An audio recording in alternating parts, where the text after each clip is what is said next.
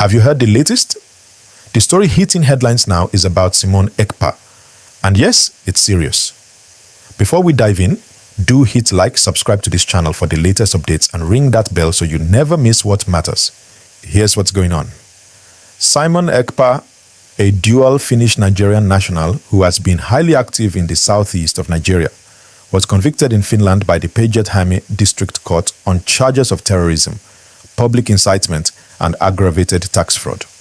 The court handed him a 6-year prison sentence. Oh, so why does this matter for the southeast of Nigeria?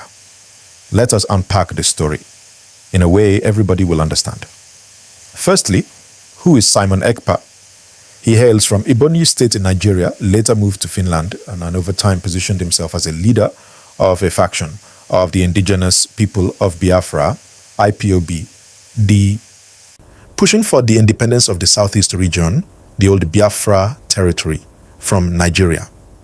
He used social media very actively to issue so-called sit-at-home orders, among other things, which impacted business, schooling, and daily life in the region.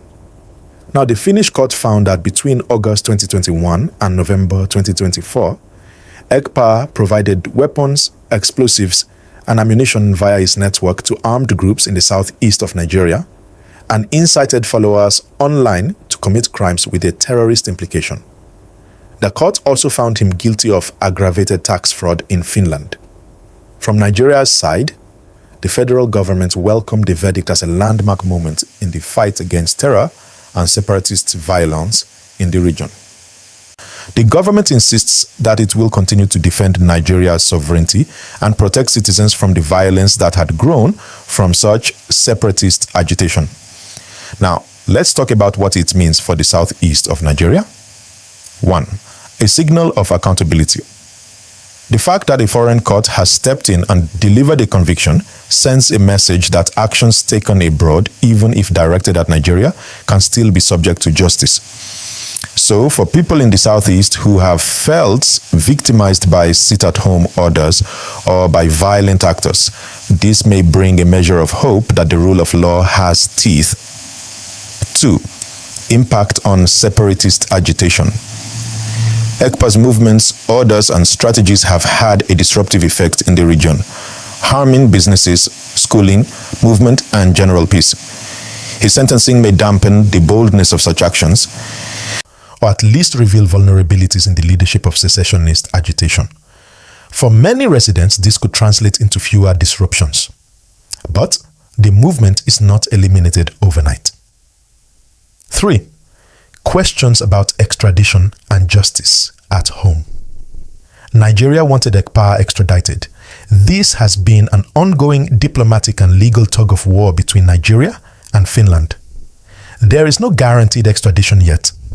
This means that while the 6-year sentence in Finland is real, the impact on Nigerian soil might take longer to fully register. It also raises concerns. Will Nigeria make full use of this victory to strengthen governance and peace in the region, rather than just celebrate? The challenge remains for domestic institutions. 4. Implications for local security and normal life. Residents of the southeast who were under pressure, forced to stay home, unable to carry on business, or afraid of violent reprisals, may gradually see relief.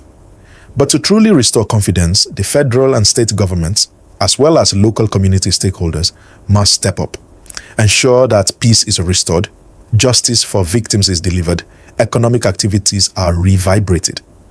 The sentence alone doesn't guarantee that. 5.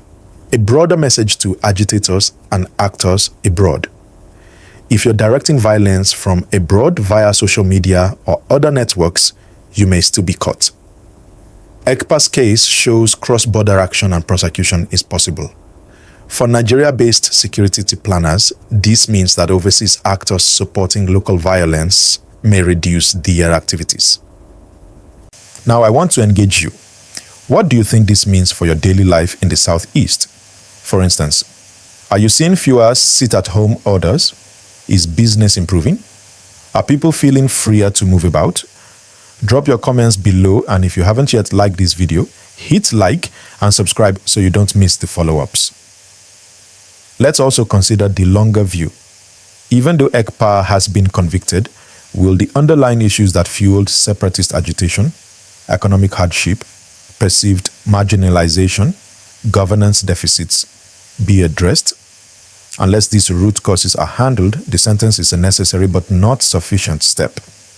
Real change will need reforms, rebuilding trust, investing in communities, ensuring security and justice. Another point, how will the southeast states, Enugu, Anambra, Imo, Abia, Ebonyi, and parts of others respond? Will they collaborate more actively with the federal government to rebuild, or will they feel the need to double down on community-led peace efforts? The lesson for residents: peace needs more than security intervention.